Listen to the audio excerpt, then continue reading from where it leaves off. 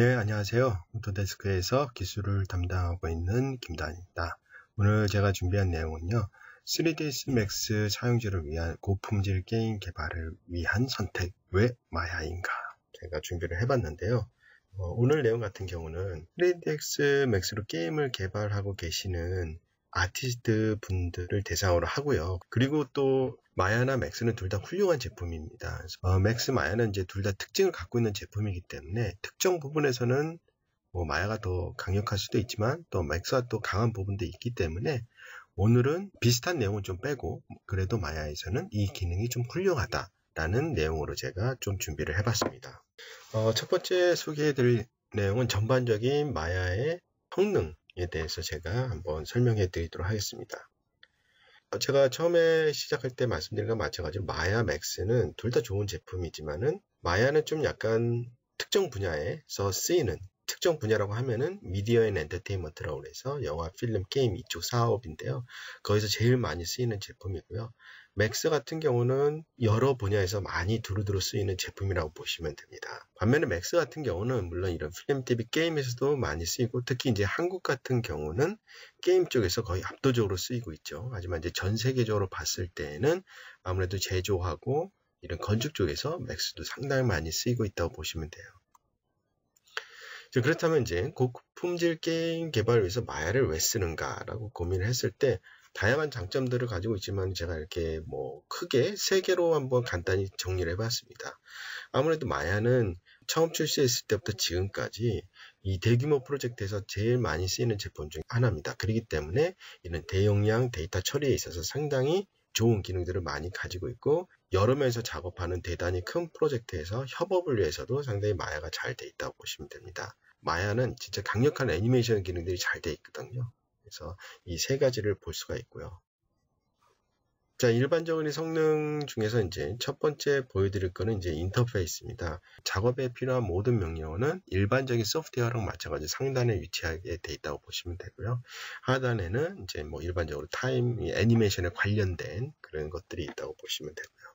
그리고 사용자 인터페이스. 물론 이제 맥스도 이번에 업데이트 되면서 이제 워크스페이스 세팅이라든가 아니면 뷰포트 띄어내기 그게 되지만은 마야는 이전부터 그게 잘 돼 있고요. 그리고 지금은 이제 완벽히 Qt UI를 지원을 하기 때문에 4K 모니터라든가 아니면 여러분들이 쓰시는 그런 모니터의 화질에 따라서 인터페이스가 자동으로 최적화로 조정이 되고요. 그리고 이런 아이콘의 크기라든가 그런 것도 여러분들이 사용자 정의에 맞춰서 조절을 할 수가 있고요. 또 마야가 가지고 있는 장점 중에 하나가 명령어 접근 방식이 상당히 효율적으로 돼 있다고 보시면 됩니다. 일단은 마야하고 맥스하고 이 명령어 접근 방식이 살짝 좀 다른데요.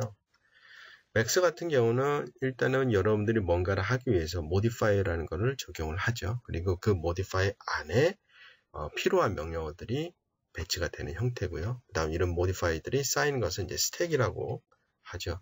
근데 마야 같은 경우는 이런 모디파이어 없이 바로 어떠한 명령어든 바로바로 적용을 할 수가 있습니다. 그리고 이런 명령어들이 쌓이는 것은 이제 히스토리라고 하고요. 물론 이제 두 가지 방식은 이제 장단점을 가지고 있겠죠. 근데 처음에 이제 맥스를 쓰시는 분들이 처음에 이거 마야가 너무 복잡해요 하는 것 중에 하나가 이 명령어 접근 방식인데 왜냐하면은 맥스 같은 경우는 모디파이어만 적용을 해놓고 그러면 그 모디파이어 안에 원하는 명령어들이 다 있기 때문에 어떻게 보면 되게 편하죠. 하지만 이제 마야 같은 경우 여러분들이 찾아서 명령어를 내려야 된다는 단점을 갖고 있는데 사실 명령어는 몇 번 쓰다 보면 그 위치를 자기가 다 알거든요. 그리고 이제 명령어 쓰는 거는 몇 가지 없죠. 그렇기 때문에 명령어 위치라든가 자기가 쓰는 명령어만 정확히만 파악을 한다면은 오히려 이렇게 다이렉트로 적용하는 방식이 더 나을 수도 있고요. 자, 그러면 일반적으로 아까 전에 말씀드린 마찬가지로 모든 명령어는 상단에 위치하게 되어 있습니다. 그래서 상단에 두 가지 카테고리로 위치를 하는데요. 일반적인 명령어가 있는 것이 있습니다. 여기는 이제 항상 고정된 명령어라고 보시면 되고요. 그 다음 셋 명령어라고 해서 여러분들이 작업하시는 모델링이냐, 리깅이냐, 애니메이션이냐 그거에 따라서 바꿔지는 명령어를 셋 명령어라고 합니다. 이 셋 같은 경우는 이제 파이프라인 순서대로 되어 있어요. 그래서 모델링이 끝나고 리깅으로 바꾸게 되면은 셋 명령어 위치에 이제 리깅에 관련된 명령어로 바뀌게 됩니다. 물론 이 부분 같은 경우는 이제 맥스 하시는 분들이 이거 헷갈려요. 그럴 수도 있는데 요즘은 이제 많이 분업화가 됐죠. 일이 혼자서 작업하는 게 아니기 때문에 그래서 뭐 예를 들어서 나는 모델링만 해. 그러면 사실 셋 메뉴 모델링만 해놓고 그냥 작업하시면 상관없죠. 그렇죠? 자, 그리고 일반적인 명령어에 여러분들이 익숙해졌다면은 이제 쉘프라는 걸 이용해서 할 수가 있거든요. 맥스도 이제 쉘프라는 게 있죠. 마야는 이전부터 쉘프를 되게 많이 써왔는데, 쉘프는 어떻게 보면 숏컷킹이라고 할 수가 있겠죠. 그래서 여러분들이 자주 쓰는 이런 명령어들을 이런 쉘프에다가 등록을 해서 쓸 수가 있고요. 쉘프가 또 이게 가장 강력한 거는 뭐냐면은 여러분들이 커스텀으로 제작을 할 수가 있다는 거죠. 그래서 저 같은 경우도 저만의 이 쉘프를 만들어서 쓰고요. 그다음에 이 쉘프가 가지고 있는 가장 큰 장점은 단순히 명령어 숏컷만 할 수 있는 게 아니라 순차적으로 여러 가지 명령어를 내려야 되는 경우가 있어요. 그럴 경우도 쉘프에서 이거를 하나의 아이콘으로 만들어 놓을 수가 있습니다. 그리고 뭐 마야가 가지고 있는 스크립트죠. 멜 스크립트라든가 파이썬 스크립트 그런 것도 쉘프에다가 등록을 해서 여러분들이 쓸 수가 있습니다. 이거 이외에 또 다른 것들도 상당히 많이 쉘프에다 등록을 해서 쓸 수 있다는 장점이 있기 때문에 여러분들이 이제 어느 정도 명령어의 위치라든가 그런 게 명령어를 숙지를 하신다면은 쉘프를 이용했을 때 진짜 빨리 작업을 할 수 있다는 장점을 가지고 있습니다.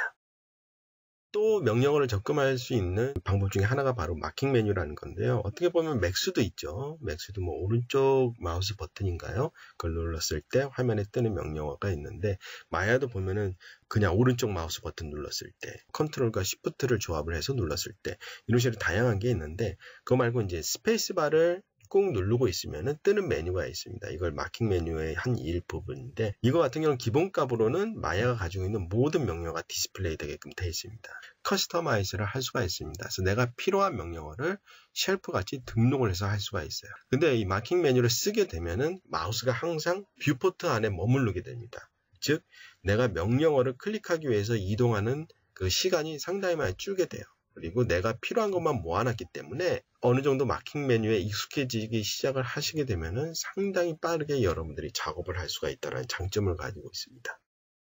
마킹 메뉴도 쉘프랑 마찬가지로 그냥 단순히 여러분들이 명령어만 등록해서 쓸 수도 있지만은 조합이라든가 멜 스크립트, 파이썬 등등 다양한 방식으로 마킹 메뉴를 활용할 수 있기 때문에 빠르게 작업을 할 수 있다고 보시면 됩니다. 마야 같은 경우는 키보드가 상당히 효율적으로 되어 있다고 보시면 돼요. 여러분들이 자주 쓰는 키보드의 위치가 전부 다 왼편에 몰려 있어요. 항상 여러분의 눈은 이렇게 화면에 고정돼서 작업할 수 있게끔 다 이렇게 되어 있다고 보시면 되고요. 자, 그리고 또 성능 중에 하나가 제가 아까 전에 뭐 대용량 파일 처리 능력 볼 수가 있는데 마야 같은 경우도 그런 쪽으로 되게 많이 뛰어납니다. 멀티 트레딩을 지원을 되게 됐습니다. 그래서 이런 뷰포트 작업 환경 자체가 코어가 많으면 많을수록 훨씬 더 빨라지게끔 변경이 됐고요. 그 다음 무거운 작업을 할 때 특히 캐릭터 같은 경우는 폴리곤 수도 상당히 많지만은 거기에 디포머들이 많이 적용이 돼 있죠. 이런 마야에서 쓰이는 거의 대부분의 디포머 연산은 GPU를 활용할 수 있게끔 그렇게 바뀌었습니다. 그렇기 때문에 마야에서는 아주 엄청나게 무거운 퀄리티 높은 이런 리깅된 캐릭터를 애니메이션 하는데 퍼포먼스가 되게 증가할 수밖에 없는 게 이런 장점들을 가지고 있기 때문에 그렇고요.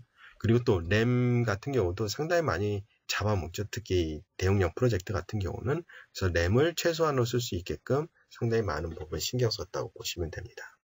게임 쪽 같은 경우는 필ament TV 같이 이렇게 엄청나게 복잡한다든가 아니면 다이나믹이라든가 그런 걸 많이 안 하시잖아요. 마야 같은 경우는 기본적으로 플러그인 매니저를 제공을 하게 돼요. 그래서 플러그인 매니저에서는 기본적으로 제공하는 플러그인들과 아니면 여러분들이 따로 인스톨하신 플러그인들을 다 여기서 매니지를 하실 수가 있어요. 그래서 뭐 나는 뭐 모델링만 할 거야. 그 모델링에 필요한 기능만 활성화시키게 되면은 마야를 구동을 할 때 엄청 빨리 구동이 되고요. 그리고 뭐 좀 더 가볍게 구동이 되겠죠. 콘솔 게임 같은 경우는 이런 대용량 프로젝트 파일 같은 거 불러온다든가 그걸 디스플레이 할 때도 상당히 중요하겠죠.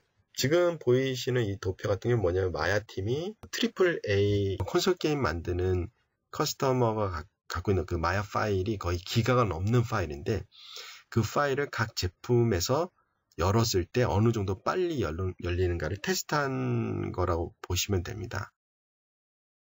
지금은 또 이런 기가 단위가 넘어가는 파일을 3초내에 불러올 수가 있습니다. 지금 뭐 베타 버전 하고 있는데 USD라는 기술을 마야에 이제 탑재를 하고 있다고 보시면 돼요. 자, 그럼 이번에는 모델링 쪽을 한번 살펴보도록 하겠습니다. 처음에 여러분들이 이제 모델링 하실 때 예를 들어서 이제 컨셉 드로잉 같은 거를 이제 불러와서 모델링 하는 경우가 상당히 많죠. 그럴 경우에 이제 이미지 플랜을 만드는데 마야 같은 경우는 이미지 플랜을 각각 카메라에 장착을 해서 쓸 수가 있습니다. 그래서 각각 카메라에 보면은 위에 상단에 이제 뷰라는 옵션이 있고 밑에 가시면 이미지 플랜, 임포트 이미지 해서 만드실 수가 있고요. 그리고 아이콘으로도 빨리빨리 만들어낼 수가 있어요. 각각 뷰에서 한 5번째인가요? 하나, 둘, 셋, 5번째네요. 5번째에 있는 아이콘을 클릭하게 되면은 이미지를 불러올 수가 있습니다. 지금 같은 경우는 이제 탑뷰죠. 탑뷰 같은 경우 보시면은 이미지가 정사각형은 아니지만은 이렇게 불러오게 되면은 정확히 그 비율에 맞게끔 자동적으로 불러오게 됩니다. 마찬가지로 제가 여기서 이거는 이제 프론트가 되겠죠. 프론트 그리고 사이드. 자, 이런 식으로 불러오도록 할게요. 자, 이미지로 불러왔는데 이게 크기가 좀 작죠. 상당히 작은 편이라서 이거를 고치는 데에는 물론 이제 채널을 통해서 여기 있는 수치값을 바꿔서 하이트라든가 위드를 가지고 바꿀 수도 있겠지만 그러면 각각 바꾸면 좀 귀찮죠. 그렇기 때문에 제가 이제 이미지 플랜들을 선택을 해가지고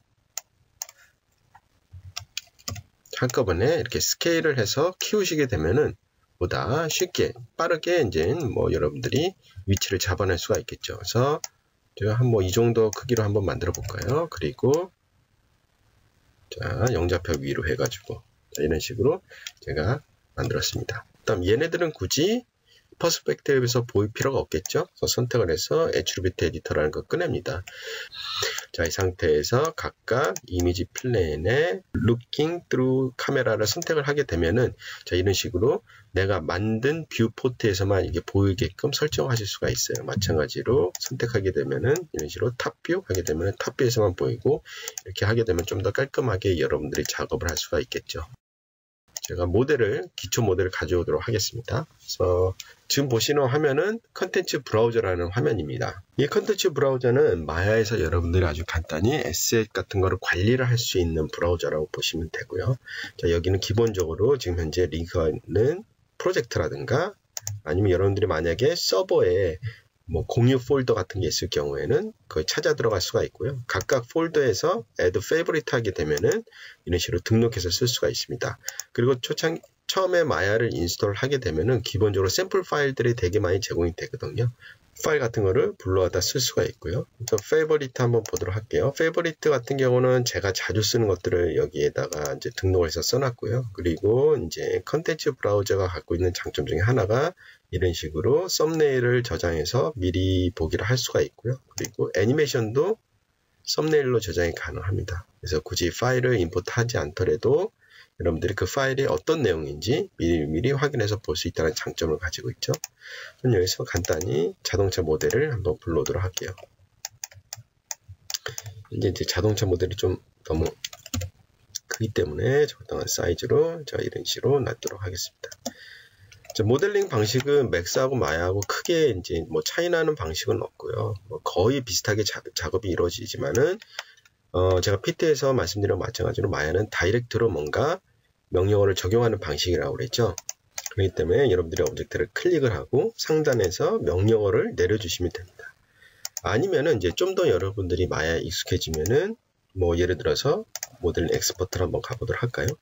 뷰포트를 최대한 활용을 하고 여기서 시프트를 눌러서 저 같은 경우는 이제 여기에다가 명령어를 다 모아놨어요. 그래서 왼쪽 같은 경우는 뭐 모델링에 관련된 거, 하단은 이제 리깅에 관련된 걸 제가 만들어 놨고요. 다음 여기에서는 뭐 크레이트 뭔가 만들 때 뭐 이런 식으로 제가 이제 배치를 시켜 놨고요. 좌우 대칭 모델을 하기 위해서 시메트리 기능을 쓸 수가 있겠죠. 그래서 시메트리 기능 상단에서 선택 오브젝트를 선택하고 이렇게 뭐 X 방향으로 제가 선택을 해놨고요. 여기서 인서트 엣지 루트리라든가 그런 걸 이용해서 좌우 대칭 모델링을 바로바로 할 수가 있겠죠. 뭐 그리고 여기에서 멀티컷해서 잘라내고 그렇죠? 치고 그다음 만약에 익스트루드로 필요하다 그럼 뭐 컴포넌트를 여기서 바로바로 할 수가 있어요. 상단에서 할 수도 있는데 여기서 오른쪽 마우스 버튼 누르게 되면 기본적으로 컴포넌트를 여러분들이 선택을 하실 수가 있어요. 그래서 페이스 선택을 하고 익스트루드 명령어 그렇죠? 익스트루드 명령어 내려서 그렇죠? 이런 식으로 할 수가 있겠죠. 그렇죠? 또는 아마 맥스도 이번에 업데이트가 됐을 거예요. 맥스도 굳이 익스트루드 명령을 내리지 않고도 시프트를 이용해서 익스트루드가 가능하죠. 그래서 마야도 마찬가지예요. 시프트를 이용해서 자, 이런 식으로 시프트를 이용하고 그렇죠? 이용해서 이렇게 모델링을 할 수가 있겠죠. 뭐 4번 누르면 이제 와이어프레임, 5번은 이제 쉐이드 모드, 6번 텍스처, 텍스처가 지금 없죠. 7번 이제 조명이 없기 때문에 까맣게 디스플레이 된 거고요. 그래서 이런 식으로 여러분들이 뷰포트를 빠르게 전환하면서 볼 수가 있다는 장점을 가지고 있습니다. 자, 모델링이 이제 완성이 됐을 때, 그럴 경우 여기 오른쪽에 보면은 인풋이라고 해서 쭉 뭔가 이렇게 쌓이게 됩니다. 이게 바로 이제 히스토리라는 거죠. 보면은 맥스에서는 스택이라고 할까요? 히스토리를 이렇게 지워주게 됩니다. 깔끔하게 면을 정리를 한다고 보시면 되고요. 자, 모델링이 완성이 된 다음에 또 해볼 수 있는 게 바로 UV를 피는 거죠. 마야 같은 경우 이제 UV를 필 때에는 뭐 모디파이어가 필요하다 그건 없어요. 그냥 단순히 윈도우에서 UV 에디터 창을 열 수가 있고요. 아니면 저는 이제 여기 워크스페이스를 이렇게 만들어 놨거든요. 그래서 UV 에디팅. 그래서 이런 식으로 만들어 놨습니다. 마야 같은 경우는 이제 요번에 업데이트 되면서 UV 툴킷이라는 게 이제 새롭게 만들어졌거든요. 얘가 해주는 역할은 에디터에서 자주 쓰이는 아주 핵심적인 명령어들을 이 패널에 다 모아놨다고 보시면 돼요. 그래서 모디파이어 안에 명령어들이 다 모여있는 거랑 마찬가지로 UV 툴킷은 모든 명령어가 모여있다고 보시면 됩니다.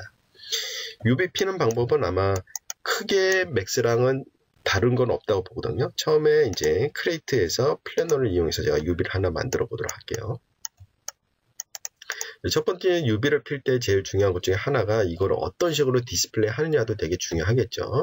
기본적으로는 이렇게 돼 있고요. 그래서 여기에 이제 아이콘들에 따라서 많이 달라지는데요. 두 번째 거 눌러주시게 되면은 이 같은 경우 이제 노멀 방향에 따라서 색깔이 달라지는 거죠. 그래서 노멀이 정방향일 경우 이렇게 파란색, 노멀이 뒤집혔을 때는 이렇게 빨간색으로 표시해주는 기능이고요. 그 다음 또 UV 여러분들이 편집을 할 때 유용하게 쓸 수 있는 게 여기서 오른쪽 마우스 버튼 눌렀을 때는 이런 식으로 쉘 모드로 전환이 되게 돼요. 이걸 좀 이따 제가 다시 설명을 해드릴게요. 그 다음이 이제 디스토션에서 얼마나 늘어났는지 얼마나 축소가 되어 있는지에 따라서 축소가 심하게 일어나면 붉은색으로 늘어난 것은 파란색으로 이런 식으로 보실 수가 있고요. 그 다음 또 여기 보시면은 뭐 미리 이렇게 텍스처를 적용을 하지 않아도 이런 식으로 체커를 통해서 미리 텍스처가 늘어나는 것들을 확인해 보실 수가 있어요. 그 다음 패널에서는 텍스처가 보이면은 되게 비주얼적으로 헷갈릴 수가 있거든요. 그럴 경우 이렇게 꺼낼 수도 있고 뭐 다양한 방식으로 여러분들이 작업을 하실 수가 있어요. 처음에 이제 UV를 편집을 할 때는 일반적으로 엣지를 선택을 하고 여기 가서 컷 이런 식으로 해서 UV를 잘라주는 형태도 있죠. 자, 이렇게 하지 않고 마찬가지로 여기서 여러분들이 UV 가서 3D 컷 앤서 UV를 통해서 3D로 편집을 할 수가 있습니다. 그래서 저는 이제 좌우 대칭으로 할 거기 때문에 시메트리 기능 켜주고 일단은 귀를 한번 제가 뜯어내 보도록 하겠습니다. 귀가 이제 UV상으로 잘라진 거겠죠? 잘라졌을 때 색깔이 달라졌죠? 왜냐하면 이게 자동으로 쉘 모드로 바뀐 거거든요. 그래서 편집하다 보면은 얘가 UV가 띄어진 건지 안 띄어진 건지 잘 모를 때가 있어요. 그럴 경우 이 기능을 쓰게 되면은 완벽히 분리가 됐을 때는 다른 색으로 자동으로 칠해주게 됩니다. 그래서 더블 클릭해서 또 잘라주고 자, 이런 식으로 자, 대충 편집을 한번 해보도록 하겠습니다. 이렇게 하고 여기도 펴주고 그렇죠? 다음 눈 부분, 코 부분 이런 식으로 더블 클릭해서 바로바로 펴줄 수가 있겠죠. 이거를 펼쳐야 되겠죠? 펼치는 것은 여기 UV 툴킷에 보면은 Unfold라는 부분이 있습니다. 가장 많이 쓰는 게 이제 기본적으로 Unfold가 되겠죠? 그래서 클릭하게 되면은 자, 이런 식으로 UV를 다 펼쳐주게 됩니다. 근데 이제 UV들이 이제 다 겹쳐 있죠. 그래서 Undo를 하고 이 옵션에서 제가 Layout UVs 선택하게 되면은 자동으로 이렇게 레이아웃을 만들어 주게 됩니다. 멀티 타일 같은 경우는 이제 그럼 제가 이제 설정을 해서 1값 눌러서 이제 위치 값을 정확히 1씩 그러니까 UV 창에 한 칸씩 이동하게끔 만들어낼 수가 있겠죠. 이런 식으로도 가능하고요. 지금 같은 경우는 여기 보시면은 페이스가 지금 약간 회전된 상태로 펴졌죠. 이거를 이제 정확히 수직 방향으로 맞춰서 피는 방식 같은 경우도 되게 간단해요. 엣지를 하나 선택을 하고요. 그리고 언폴드 아까 전에 보셨죠? 언폴드에 보면은 strengthen shell이라는 게 있습니다. 얘를 클릭을 해주게 되면은 내가 선택한 얘를 기준으로 이렇게 정방향으로 만들어 줄 수가 있습니다. 그래서 또 얘를 정가운데 위치하게끔 만들어졌죠. 자, 그리고 여기 보시면은 약간 겹치는 부분이 있는 것 같아요. 그럼 언폴드 툴이라는 게 있습니다. 언폴드 툴을 이용하게 되면 약간 브러쉬 형태로 언폴드를 할 수가 있거든요. 자, 이런 식으로 브러쉬를 하게 되면은 자, 브러쉬가 닿는 부분은 이런 식으로 다시 만들어주죠. 자, 근데 이제 제가 한쪽만 했죠. 그래서 반대쪽 같은 경우는 여러분들이 쉽게 또 하실 수가 있어요. 자, 여기 툴스에 가게 되면은 하단에 Symmetrize라는 게 있는데요. 이거 선택을 하고 뭘 해야 되냐면은 정 가운데 선이 어디 있느냐 물어보는 거거든요. 정 가운데 선을 선택을 하고 자, 브러쉬가 또 나왔죠. 브러쉬로 해가지고 쭉 움직여 주면은 좌우 대칭으로 또 이렇게 펼쳐주기도 합니다. 여기서 또 한 가지 제가 보여드릴 것은 바로 조밀도를 균일하게 만들어주는 기능인데요.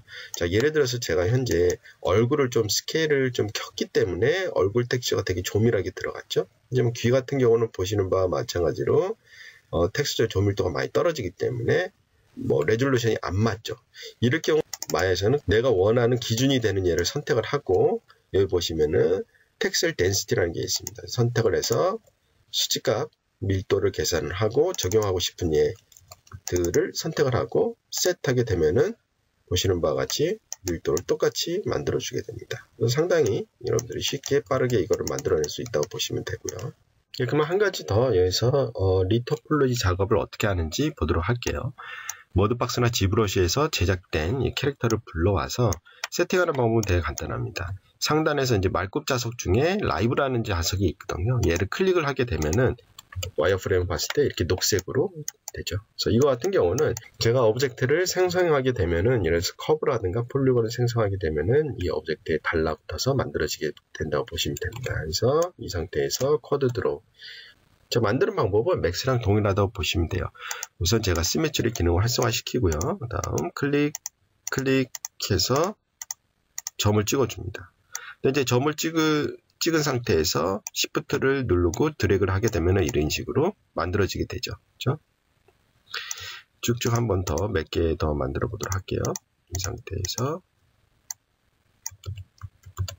자, 이렇게 하고 여기 만들어 주고요. 그렇죠? 자, 그리고 이 코드 드로우 같은 경우는 옵션이 그렇게 많지는 않아요. 여기 보시면은 모델 토킷에 가면은 그래서 옵션이 이렇게 많지는 않죠.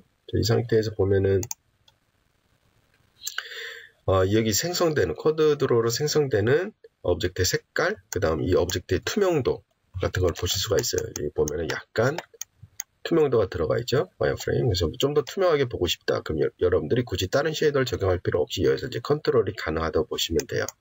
자, 그리고 모든 액션 같은 경우는 단축키로만 되거든요. 그래서 단축키에 대해서는 여기 밑에 보면 키보드가 있어요. 이 상태에서 여기에 보시면은 모든 단축키가 다 나와 있어요. 그래서 이것만 어느 정도 숙지를 하시면 여러분들 쉽게 작업을 하실 수가 있거든요. 예를 들어서 이제 탭키를 이용해서 한꺼번에 그리는 방법이 있어요. 그래서 탭키를 이용해서 쭉 드래그해서 만들 수가 있고요. 그렇죠? 다음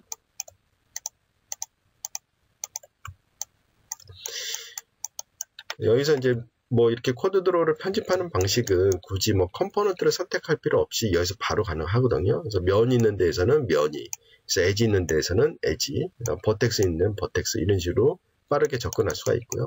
그다음 여기 보시면은 내가 예를 들어서 얘를 하나로 뭉치고 싶다. 그럼 가까이 되면은 얘가 이제 스냅이 되면서 하나로 만들어져요. 그렇죠? 그다음 뭐 예를 들어서 또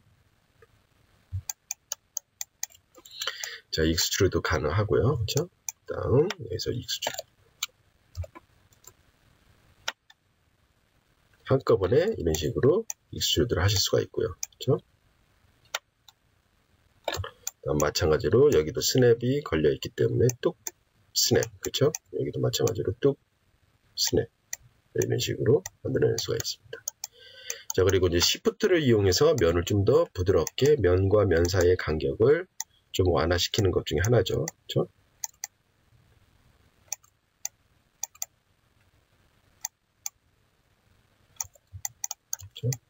이런 식으로 해서 여러분들이 리토폴로지 작업을 쉽게 하실 수가 있습니다.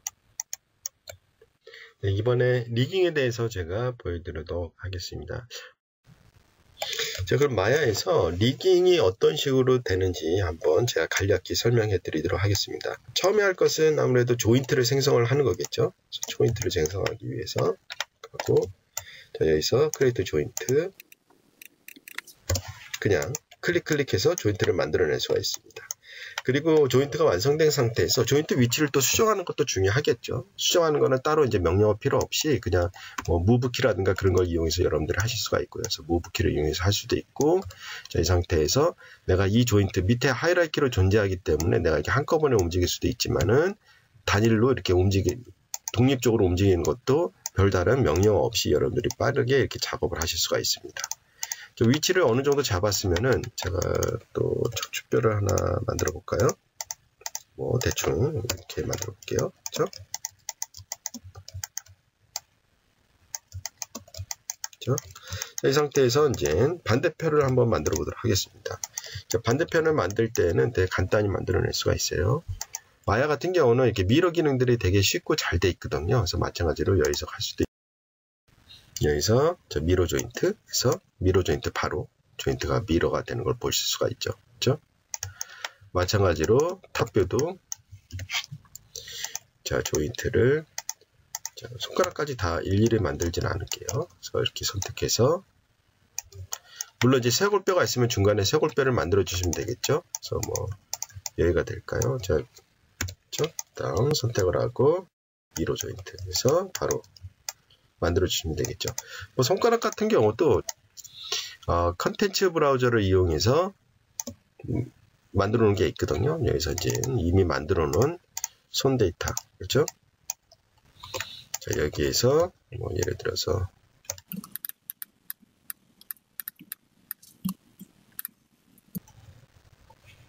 그렇죠? 이 상태에서 여기 있네요. 그렇죠? 다음 여기는 뭐 어쩔 수 없이 여러분들이 이제 뭐 로테이트라든가 뭐 그런 걸 이용해서 이렇게 위치값을 이제 잡아줘야 되겠죠. 그래서 손가락이라든가 뭐 그런 걸 따로따로 다 뭐 만들 필요 없이 저같이 이렇게 템플릿으로 만들어 놓으면은 쉽게 만들어낼 수가 있어요. 그래서 다 만들어지면은 마찬가지로 미러 조인트 해서 반대편으로 만들어지게 되면은 조인트 작업은 제가 봤을 때 크게 여러분들이 고민할 게 없다고 보고요. 또 하나 여러분들이 활용할 수 있는 팁 중에 하나는 뭐냐면은 휴먼 IK 시스템을 이용을 하는 거예요. 휴먼 IK에 보면은 크리에이트 스켈레톤이라는 게 있거든요. 얘를 하게 되면은 이런 식으로 조인트가 자동으로 만들어주게 돼요. 그래서 사이즈는 0.97니까 편하게. 자, 그 다음 뭔가 조인트 위치를 잡기 전에 미리 설정을 해주는 게 좋아요. 예를 들어서 이 캐릭터 같은 경우는 굳이 손가락이 다 필요 없다. 엄지하고 뭐 중지만 있으면 된다. 뭐 그런 식으로 하면은 뭐 여기서 중지만 빼고 다 없애버리면은 이런 식으로 뭐 손가락 2개짜리 캐릭터를 만들어낼 수가 있고요. 그렇죠? 다음 척추뼈도 여러분들이 개수를 정할 수가 있습니다. 그래서 척추뼈의 개수라든가 만약에 롤 조인트가 필요한다든가 척추뼈의 개수, 목뼈 개수 이런 거를 다 발가락까지 다 여러분들이 컨트롤 하실 수가 있거든요. 그래서 이 상태에서 되면은 위치 잡아주고, 그렇죠? 잡아주고 얘는 좀 이쯤에 있으면 될 것 같고요. 그리고 여기는 자, 이쪽, 그렇죠? 다 됐으면은 좌우 대칭이니까 미러 기능 해가지고 저 위치 다시 쭉 잡아주고 하면은 목뼈도 자 이렇게 잡아줄게요. 이렇게 하면은 끝나게 되겠죠. 네, 그러면 이제 끝났으면은 여기서 할 수 있는 거는 이제 바인딩이 되겠죠. 그래서 조인트 선택하고 오브젝트 선택하고 자, 바인드 스킨. 뭐 바인드 스킨은 여러 가지 방식이 있는데 맥스에도 이제 지오데식이라든가 지오데식 복셀이라든가 히트맵 방식이 이미 다 들어가 있죠. 그래서 내가 원하는 옵션을 선택하고 바인드를 합니다. 물론 이제 캐릭터의 복잡도에 따라서 뭐 시간은 걸리겠지만은 의외로 빨리 되는 것 같아요. 그 다음 하는 게 이제 여기에 있는 웨이트 값 잡아주는 것도 중요하겠죠. 이거 같은 경우 이제 마야는 전통적으로 이제 그 브러쉬를 이용해서 잡아주게 되죠. 자, 브러쉬로 잡아주는 방법은 의외로 되게 간단합니다. 그래서 여기서 일단은 모델을 선택하고요. 페인트, 7하고, 그렇죠? 툴 세팅에 가서, 자, 이제 내가 원하는 어떤 스켈레톤인지 또 중요하겠죠. 그래서 내가 예를 들어서 쇄골뼈다. 그럼 쇄골뼈 선택을 하고, 브러쉬 크기 좀 크게 키우고요. 뭐 1로 하게 되면은 이렇게 한꺼번에 다 칠해져 버리거든요. 그래서 1로 저는 안 하고, 뭐 오페시티 값을 조금 낮춰서 여러 번 브러쉬를 하게끔 이렇게 하거든요. 그래서 이런 식으로 브러쉬를 해가지고 여러분들이 작업을 하실 수가 있고요. 자, 근데 이제 작업을 하다 보면은 이렇게 좀 복잡한 데 같은 경우는 제가 브러쉬 할 때 잘못 브러쉬 하게 되면 딴 데까지 칠해지는 경우가 있거든요. 그럴 때 이제 여러분들이 쓸 수 있는 게 바로 아이솔레이트 기능입니다. 그래서 아이솔레이트 기능으로 예를 들어서 내가 페이스, 그쵸?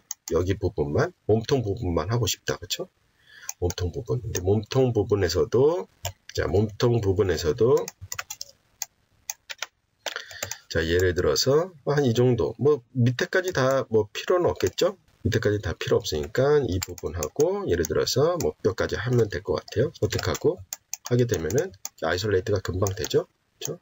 이 상태에서 페인트 브러쉬를 이용해서 얘를 여기 연결된 부분은 내가 100% 칠하고 싶어. 그렇죠? 그럴 경우에는 뭐 100% 칠해가지고 이 부분만 이런 식으로 칠해줄 수가 있겠죠. 자, 이렇게 하는 경우도 있고, 또 예를 들어서 좀 더 이거를까지만 내가 좀 수정을 하고 싶어. 이렇게 떨어진 데서. 그런 이제 컴포넌트로 설정을 하실 수가 있거든요. 예를 들어서 내가 버텍스로 문제가 되는 이 두 개의 버텍스가 이제 서로 똑같은 값을 가져야 되겠죠. 그렇죠? 그럴 경우에는 윈도우 제너럴 에디터 보면은 컴포넌트 에디터라고 있습니다. 여기 보시면은 스무스 스킨에 가게 되면은 지금 선택한 이 두 개의 버텍스가 어떤 조인트에 영향을 받고 있는지 이렇게 나오고 있거든요. 자, 예를 들어서 얘 조인트가 지금 현재 숄더 조인트죠. 그럼 여기서 자, 레프트 이거 라이트 레프트 숄더 조인트 지금 수치값이 다르죠. 두 개 1로 만들어 놓으면은 자, 이런 식으로 얘네들은 100% 똑같은 위치값을 공유를 하는 거겠죠. 마찬가지로 여기 자, 이런 식으로 그렇죠? 자, 그 다음에 이제 뭐 여러분들이 이런 식으로 해서 열심히 페인트를 칠하게 되면은 이제 반대편도 또 미러가 잘 돼야 되겠죠. 보시는 이쪽은 여기가 아직 수정이 안 돼 있는 상태죠. 그래서 미러 스킨 웨이트라는 게 있습니다. 이거를 적용시켜 주시게 되면은 보시는 바와 같이 똑같이 적용된 거를 보실 수가 있죠. 그렇죠?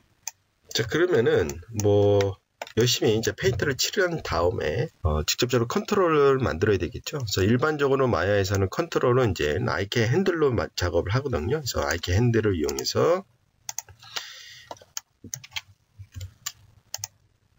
만들어 주고요. 그렇죠? 자, 이런 식으로 컨트롤할 수 있게끔 아이케 핸들을 만들어 주고요. 일반적으로 이 아이케 핸들을 가지고 직접적으로 애니메이션을 안 하거든요. 그래서 저는 이제 뭐 다리라든가 아니면 팔 뭐 그런 데는 이미 컨트롤러들을 다 만들어 놨거든요. 그래서 발 모양 컨트롤러를 갖고 와서 자, 축은 뭐 여기 발목에 있게끔 일단은 설정을 하고요. 그래서 마찬가지로 컨트롤에서 프리즈 트랜스포메이션 해놓고 이 두 가지 패런트를 시켜서 이제 애니메이터들이 애니메이션 할 때는 이 커브를 가지고 이렇게 만들면 움직이게끔 만들어주면 되겠죠. 그 다음 여기에는 제가 미리 발 같은 경우 컨트롤하기 편하게끔 이렇게 채널들을 다 만들어 놨거든요. 그래서 채널 연결을 해서 부분 발 컨트롤 할 수 있게끔 만들어 주는 게 있고요. 그리고 여기서 간단히 제가 셋 드라이브 드리븐 키를 이용을 해가지고 스트레칭 되는 세팅을 한번 해볼게요. 뭐 그렇게 어렵지는 않아요. 자, 스트레칭 되는 원리는 얘가 이렇게 늘어날 때 이 다리뼈가 같이 따라서 늘어나면 되겠죠. 일단은 제가 여기서 IK 핸들이 작동을 안 하게끔 제가 설정을 할게요. 네, 여기서 자, 이렇게 하게 되면은 일단은 여기 발가락 말고요. 여기는 안 움직이죠. 자, 예를 들어서 스트레칭 되는 원리는 되게 간단해요. 내가 어떤 컨트롤러를 내렸을 때 얘가 이동한 값만큼 이 두 가지 조인트가 같이 이렇게 따라서 내려가게 되면은 스트레칭이 되는 거거든요. 그러면 얘가 움직이는 거는 저 Y 방향이 되죠. Y 방향. 그렇죠? 얘도 마찬가지로 지금 현재로는 Y 방향. 그렇죠? 자, 그러면 얘가 늘어난 값을 계산하기 위해서 뭐가 필요하냐면은 디스턴스 툴을 통해 가지고 자, 디스턴스 툴을 통해 가지고 거리값을 측정할 수 있게끔 제가 설정을 해볼게요. 그렇죠? 페런트 시켜주면은 자, 여기 보면 숫자가 있죠? 숫자가 늘어나는 게 볼 수가 있을 거예요. 그렇죠? 그러면 얘가 늘어나는 비율에 따라서 이 다리뼈와 예뼈가 같이 움직이면 되겠죠? 그렇죠? 자, 하는 방법은 되게 간단해요. 선택하고 셋 드라이브 드리븐 키를 가지고 오고요. 그렇죠? 그 다음 얘가 얘의 거리값, 디스턴스 값이 이 뼈 두 개의 그렇죠? 트랜슬레이트 y 값을 컨트롤 할 수 있게끔 하고요. 또 만약에 얘가 한 마이너스 20이라고 할까요? 20만큼 늘어났다. 그러면 얘네들이 10만큼씩만 늘어나면 되겠죠? 그래서 일단 키를 주고요. 그 다음 그래프 에디터에서 마무리를 해주시면 돼요. 그래서 선택을 하고 다음 여기 보시면은 이 값이 지금 현재 늘어난 값에 자 10씩만 더 늘어나게끔 설정을 해줄게요.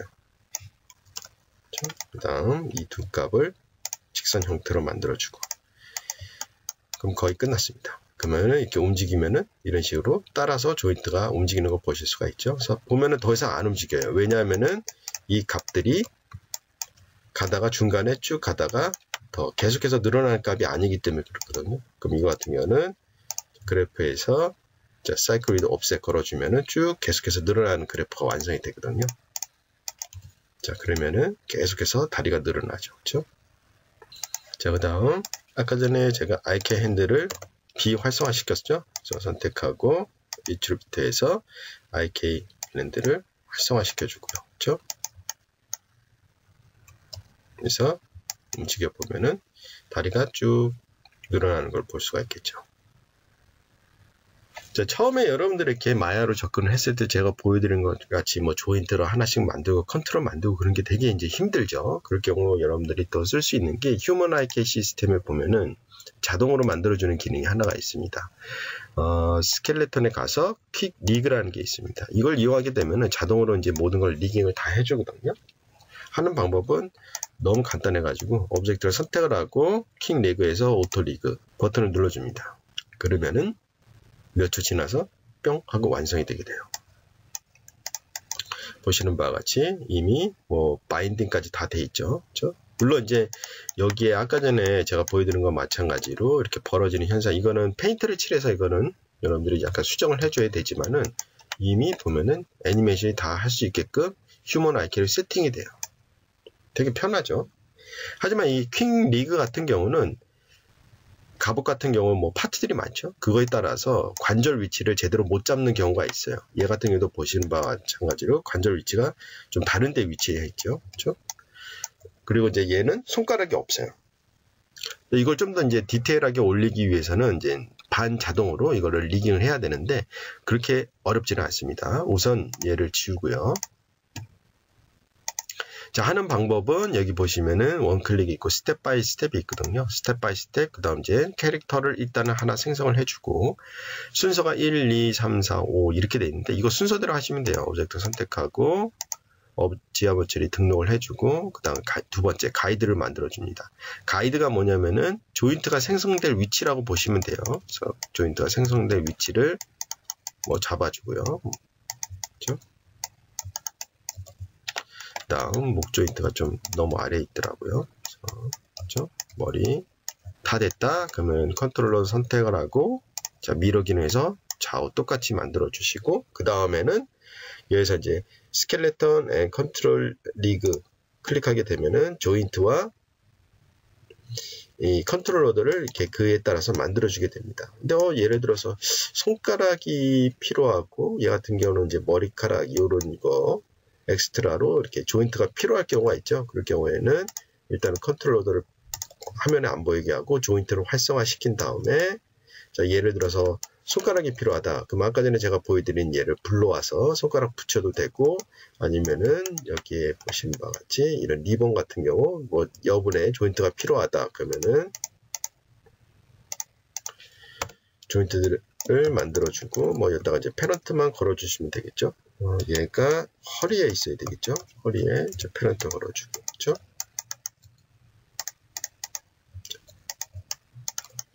이렇게 하게 되면은 자, 이런 식으로 만들어지게 되겠죠.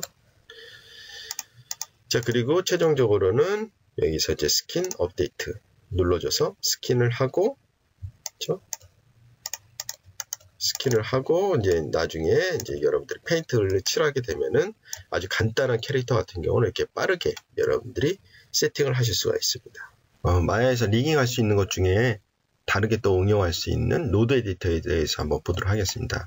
노드 에디터는 여러분들이 이제 스크립트를 잘 모르셔도 되게 재미난 세팅들을 쉽게 여러분들이 하실 수가 있는데, 예제로 제가 한번 롤 조인트 세팅을 한번 보여드리도록 하겠습니다.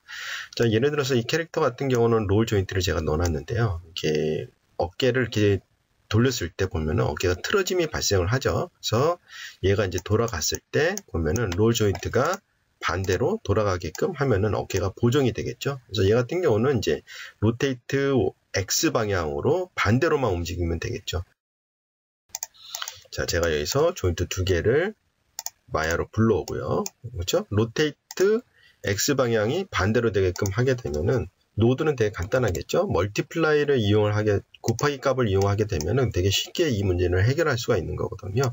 선택을 해서 지금 현재 로테이트 값이 여기는 화면에 안 보이니까 쭉 내려가서 로테이트 X, 그렇죠? X 값을 인풋 1에다가 연결을 시켜주고, 그 다음 여기서 나온 아웃풋 X 값을 로테이트 X에다가 연결을 시켜주도록 하겠습니다. 그렇죠? 되게 간단하죠? 그렇죠? 노드 하나로 만들어졌고요. 자, 그럼 테스트를 해보면은, 자, 로테이트 했을 때, 지금 보면은 아무 일도 안 일어나고 있죠. 왜냐하면 곱하기가 지금 현재 보면은 곱하기가 1로 되어 있기 때문에 아무 일도 일어나지가 않아요. 그래서 곱하기 마이너스 1을 하게 되면은, 자, 여기 있는 값이 반대로 움직이겠죠. 그래서 어깨가 전혀 뒤틀림이 없이 이런 식으로 애니메이션을 여러분들이 만들 수가 있어요. 근데 너무 뒤틀림이 없으니까 뻣뻣해 보이죠. 그렇죠? 그렇기 때문에 여기서는 그냥 제가 한 0.8 정도 하게 되면은, 자, 이런 식으로 어깨가 살짝 돌아가면서 좀 더 자연스러운, 그렇죠? 어깨 모양이 만들어질 수가 있겠죠. 무료도 있지만은 유료로 이게 자동으로 리깅해주는 툴도 상당히 많이 있습니다.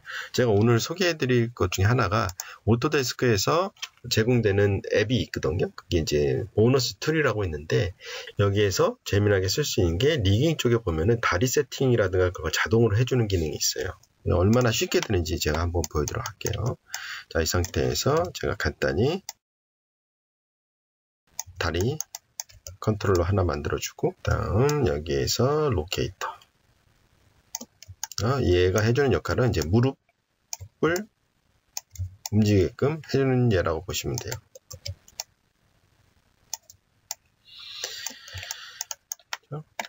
하는 방법은 컨트롤러 두 개를 만들어 주고요. 그리고 여기 보시면 set foot이라고 있어요. 자, 이 상태에서 되게 간단합니다. 기본값을 쓰셔도 돼요. 기본값을 그냥 쓰고, 다음 예를 들어서 다리를 누가 컨트롤할 것이냐 등록을 해주고요. 그 다음 무릎 등록을 해주고, 그 다음 다리가 시작되는 데에서부터 끝나는 데까지 선택을 하고 set foot 눌러주시고 프리픽스 적용하게 되면은 세팅이 끝나게 돼요. 자, 무릎 같은 경우도 다 세팅이 되어 있죠. 보면은 되게 단순해 보이지만은 또 재미난 게 어떤 세팅까지 되어 있냐면은, 컨트롤을 선택하게 되면은 여기 보시면은 이런 식으로 발을 컨트롤할 수 있는 얘들이 이미 설정이 되어 있어요. 이 상태에서 예를 들어서 뒤꿈치, 그렇죠? 뒤꿈치라든가 아니면은 이렇게 뒤꿈치 이렇게 트위스트 하는 거, 그다음 뒤꿈치 드는 거라든가 아니면은 앞 발가락 한다든가 이런 식으로 이미 다 설정이 되어 있기 때문에 세팅하는 게 엄청 쉽겠죠. 이게 없으면은 아마 여러분들이 이거를 다 일일이, 자, 이런 식으로 그룹을 짓고 그 다음 셋 드라이브 앤 드리븐 키를 이용해서 다 이걸 세팅을 해야 되거든요. 이런 거 없이 여러분들이 설정을 가능하고요. 또 마찬가지로 이런 거를 또 팔 만드는 거, 그 다음 척추뼈까지 이미 자동으로 할 수 있는 것들이 있기 때문에 이런 거를 좀 활용을 하시면은 여러분들이 이런 커스텀 리깅도 의외로 되게 빨리 자동화를 만들 수가 있다고 봅니다. 네, 이번에는 애니메이션 쪽에 대해서 한번 보도록 하겠습니다. 우선 작업하기 편하게 제가 인터페이스를 한번 바꿔보도록 할게요. 그래서 게임 쪽에서 제가 이렇게 인터페이스를 꾸며봤거든요.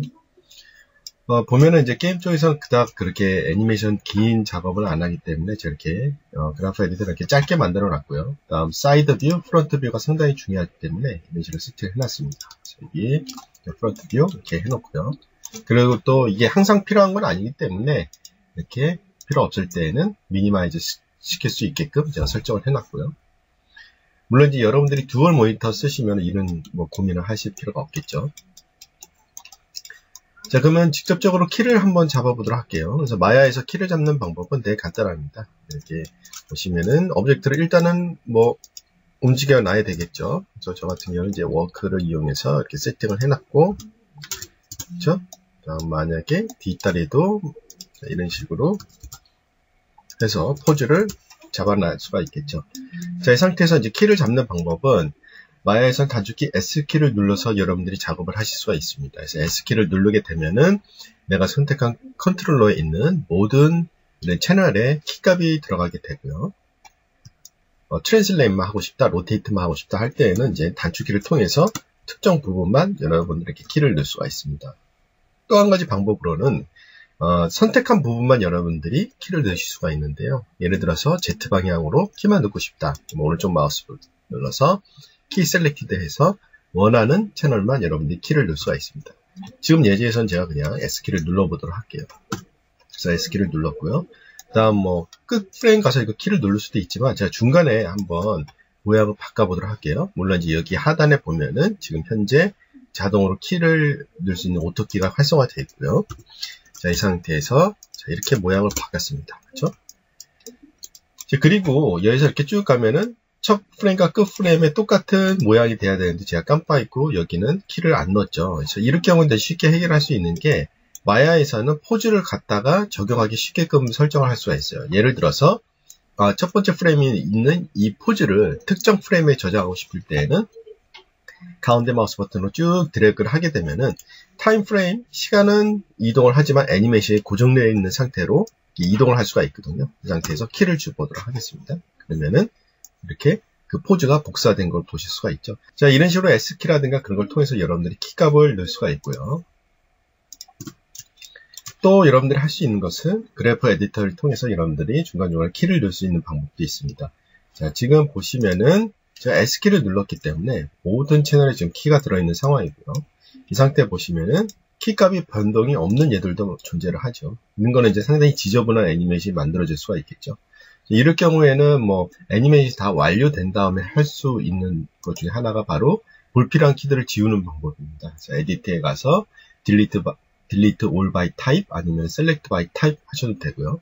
이 상태에서 스테디 채널 하게 되면은 이렇게 키값이 0값으로 고정되어 있는 얘들은 다 정리가 되는 걸 볼 수가 있습니다.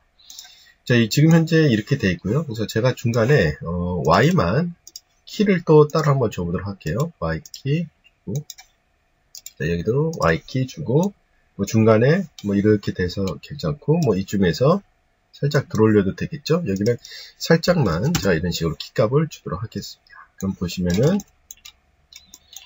키가 여기서 이렇게 되고 이렇게 들리는 애니메이션이 다 됐죠. 자, 이렇게 하는 이유가 뭐냐면은 지금 현재 Y에도 분명히 키값이 들어가 있는데 이런 식으로 플랫하게 보이죠. 여기 보이면 살짝 올라가 있죠. 하지만 Y를 눌렀을 때 보면은 분명히 키값이 들어갔지만은 자, 이렇게 디스플레이하는 방식도 다양하게 여러분들이 하실 수가 있거든요. 지금 같은 경우는 절대적 좌표를 이용한 디스플레이 방식이거든요. 그래서 0과 10 사이에서 보여주는 거기 때문에 이렇게 작은 수치가 잘 안 보이는 경우도 있어요. 그럴 경우에는 여러 가지 방법을 통해서 이런 식으로 디스플레이 해가면서 여러분들이 그래프를 비교를 해서 보실 수가 있습니다.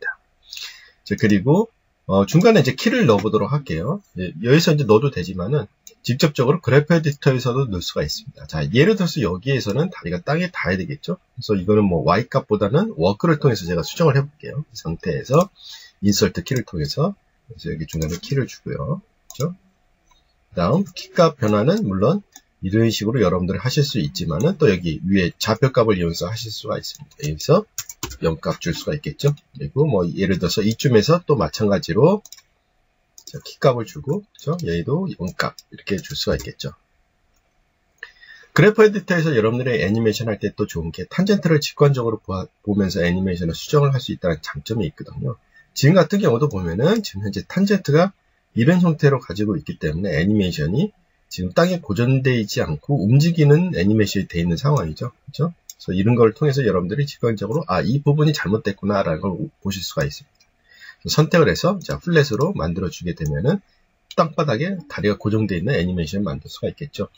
또 이렇게 하실 수도 있겠죠. 자, 예를 들어서 땅바닥에 다리가 닿을 때 속도가 감소하면서 되죠. 이럴 경우 이제 철퍼덕한 그런 느낌이 안 들기 때문에 그럴 경우는 이제 탄젠트를 쪼개서 여러분들이 이렇게 만들 수가 있겠죠. 아니면 직선 형태로 만들 수가 있겠고, 아니면 좀 더 철퍼덕한 느낌을 이런 식으로 만들어 나갈 수가 있습니다. 자, 그리고 또 애니메이션 할 때 보면은 키값을 이제 카피하고 페이스트 하는 경우가 있거든요. 그래서 지금 같은 경우는 이제 30프레임만 이렇게 돼 있죠. 제가 이거를 만약에 이제 60프레임짜리로 해서 이제 카피 페이스트를 하고 싶다. 되게 간단히 진행이 됩니다. 여러분들이 원하는 구간을 선택을 하고요. 얘 같은 경우 제가 다 선택을 할게요. 다음 컨트롤 C 카피를 눌러주시고 원하는 프레임에 가서 얘가 이제 끝 프레임이 되겠죠. 여기서 컨트롤 V 키를 눌러주게 되면은 키가 바로 이렇게 복사가 되는 걸 보실 수가 있어요. 그래서 키값 복사 같은 것도 되게 쉽게 할 수 있습니다. 자, 여러분들이 애니메이션 작업할 때 약간의 수치값 변화를 줘서 그게 이제 미묘한 차이가 어떤 식으로 결과가 나오는지 보고 싶을 때가 있어요. 그럴 때 쓸 수 있는 게 이제 버퍼 커브라고 있는데, 일단 기본적으로 버퍼 커브는 화면에 디스플레이가 안 되거든요. 그래서 show 버퍼 커브를 활성화 시켜 주시고 애니메이션을 수정을 합니다. 자, 예를 들어서 내가 이 정도 마이너스 10을 해서 이 정도 발 모양을 만들었는데 한 이 정도 꺾어볼까 하고 이 정도 여러분들이 자, 키값을 변동을 시키면 이렇게 까만색 키가 생기죠. 그래서 이거는 수정하기 전, 수정 후 이런 식으로 버퍼 커브가 생성이 됩니다. 그래서 상단에 있는 아이콘을 통해서 이렇게 확인해 보실 수가 있어요. 미리 이런 거는 그렇죠. 그래서 또 하나 재미나게 볼 수 있는 것 중에 하나가 이거 같은 경우는 이제 키값을 중간중간에 변동시킬 때, 특히 타이밍 조정을 할 때 진짜 유용하게 쓸 수 있는 기능 중에 하나인데요. 여기 키값에 보시면은 이제 in between하고 break down 이런 식으로 이제 2D 애니메이션에서 많이 쓰이는 용어가 있거든요. 그래서 유용하게 쓸 수 있는 게 바로 break down이라는 겁니다. 그래서 예를 들어서 여기서부터 여기까지는 메인 키가 되는 거고 중간 키를 여러분들이 키에서 convert to breakdown으로 하게 되면은 여기 색깔이 좀 다르죠? 빨간색과 녹색으로 되어 있습니다. 그래서 빨간색을 키고 녹색은 이제 브레이크다운이 되는 거거든요. 그래서 여기서도 디스플레이에 녹색으로 됩니다. 녹색으로 이제 브레이크다운으로 지정이 되면 어떻게 되나 보시면은 현재 키와 키 사이에 브레이크다운이 존재를 하죠. 그렇기 때문에 키를 선택을 하고 키와 키 사이를 이동을 하게 되면은 브레이크다운은 그에 맞게끔 비율이 맞춰서 같이 이동을 해줘요. 그렇기 때문에 여러분들이 이런 식으로 중간에 키 수정을 할 때, 스피드 조절할 때 이런 브레이크다운을 적절히 활용하시게 되면은 애니메이션 키 수정하는데 상당히 유용하게 쓰실 수가 있습니다. 이 밖에도 여러분들이 애니메이션 작업을 할 때 유용하게 쓸 수 있는 키들이 되게 많은데요. 그거는 제가 이제 업로드한 유튜브를 참고를 해주시면 좋을 것 같고요. 자, 그 다음 이렇게 여러분들이 일일이 키를 잡는 방법도 있고 또 하나는 또 약간 자동으로 키를 잡는 방법도 한번 보여드리도록 할게요. 모노스토리 제가 리깅 쪽에서도 설명해드렸죠. 거기 보시면은 애니메이션의 워크 사이클 컨트롤이라고 있습니다. 이걸 이용하시게 되면은 걷기, 뛰기 같은 동작 애니메이션을 쉽게 만들 수가 있습니다. 처음에 해야 될 것은 기본적으로 컨트롤러들을 등록을 하는 건데요. 되게 간단해요. 그래서 왼쪽 저 다리, 오른쪽 다리, 그 다음 만약에 손 필요하다, 손 집어넣고, 그 다음 몸통 집어넣고 그렇죠? 설정을 합니다. 애니메이션 사이클 옵셋이 몇 프레임씩 되는지를 설정해 주시면 돼요. 그래서 15프레임씩 제가 설정을 할게요. 자, 그 다음에 할 거는 뭐냐면은 항상 애니메이션 할 때 이 패널을 띄워놓고 작업하시면 돼요. 자, 그럼 직접적으로 키를 잡기 전에 첫 번째 프레임 가서 일단은 키 올해서 한번 키를 생성을 하도록 하겠습니다. 그럼 보시는 바와 같이 15프레임으로 맞춰놨기 때문에 딱 15프레임 되는 사이클 애니메이션이 일단은 키들이 한꺼번에 들어가죠.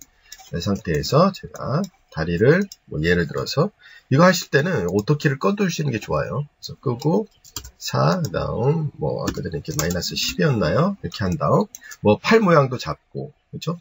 여기 몸통 모양 잡고 다음 반대편을 하실 필요 없고요. 키 올 하게 되면은 이제 키가 들어가게 됩니다.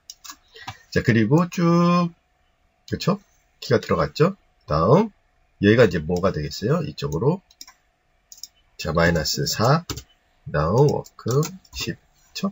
키 올 그쵸? 하게 되면은 키들이 자동으로 계속해서 생성되면서 반대편까지 만들어주는 걸 볼 수가 있겠죠. 그다음 여기서 예를 들어서 이쪽 다리가 이제 하늘에 좀 약간 위로 올라가야 되겠죠. 그래서 뭐 포인트 오프죠. 하고 또 키 올 하게 되면은 다리를 보시는 바와 같이 반대쪽 다리도 지금 다리 드는 게 보이시죠? 여기에 그렇죠? 마찬가지로 이렇게 되죠. 그래서 이런 플러그인을 이용을 하게 되면은 여러분들이 이렇게 애니메이션을 쉽고 빠르게 만드실 수가 있습니다. 이 밖에 보너스 툴에는 애니메이션 할 때 재미난 기능들이 많이 있습니다. 뭐 미러 애니메이션이라든가 아니면 애니메이션을 거꾸로 만드는 리버스 애니메이션이라든가 그런 것을 이제 이용해서 여러분들이 쓰실 수가 있고요. 자, 그 다음에 보여드릴 거는 모션 캡처 데이터라든가 아니면 이전에 미리 작업해 놓은 데이터들을 적용을 해서 애니메이션을 만드는 방법을 한번 보여드리도록 하겠습니다. 자, 우선 마야 보시면은 윈도우의 애니메이션에 모션 라이브러리라고 있습니다. 이거는 이제 로코코라는 그 서비스인데요. 이런 모션 캡처 데이터를 제공하는 조그만 스튜디오들이 되게 많거든요. 그래서 그 스튜디오들에서 만들어지는 이런 모션 데이터를 여러분들이 직접적으로 구매를 해서 쓸 수 있게끔 제공되는 플러그인이라고 보시면 돼요. 뭐 여기는 가격이 기본적으로 뭐 3불, 6불 되게 저렴한 가격이고요. 물론 이제 여기에 무료도 있습니다. 저도 한 무료로 테스트 해봤는데 퀄리티는 되게 좋은 것 같고요. 그래서 여기서 원하는 데이터들을 일단은 다운로드 받아서 마야에 임포트하게 되면은 자, 이런 식으로 바로 애니메이션을 불러올 수가 있죠. 그렇죠? 자, 그러면은 이게 모션 캡처 데이터일 수도 있고 이전에 여러분들이 만들어 놓은 애니메이션 데이터일 수도 있겠죠. 이것을 이제 캐릭터에다 적용하는 방법은 휴먼 IK 시스템으로 하실 수가 있어요. 상단에 보시면은 두 가지 버튼이 있죠. 이거 같은 경우는 휴먼 IK 고유의 커스텀 리그를 만드는 거고요. 그 옆에는 이제 이런 커스텀으로 만든 얘를 휴먼 IK랑 붙여주는 기능이라고 보시면 돼요. 그래서 얘를 클릭을 하고 다음 여기에다가 해당하는 컨트롤러를 지정해 주시면 돼요. 자, 예를 들어서 왼쪽 다리, 오른쪽 다리. 저는 아주 기본적인 부분만 한번 등록을 해보도록 하겠습니다. 그래서 척추뼈까지 다음 기본적인 얘는 완성이 된 것 같아요. 그리고 하는 방법은 되게 간단해요. 그냥 여기 소스에서 아까 전에 불러온 캐릭터를 등록을 시켜줍니다. 그리고 한번 플레이를 해보도록 할게요.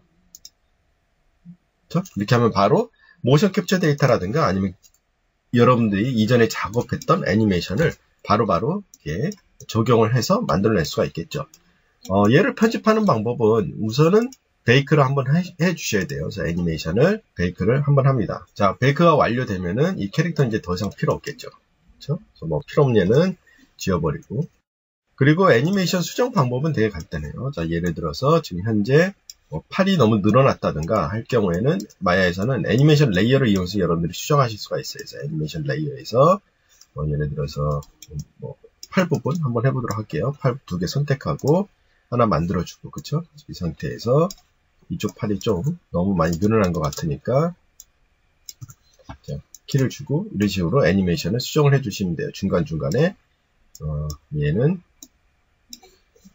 여기까지는 괜찮은 것 같아요. 그쵸? 그럼 제로키 주고, 자, 여기에서,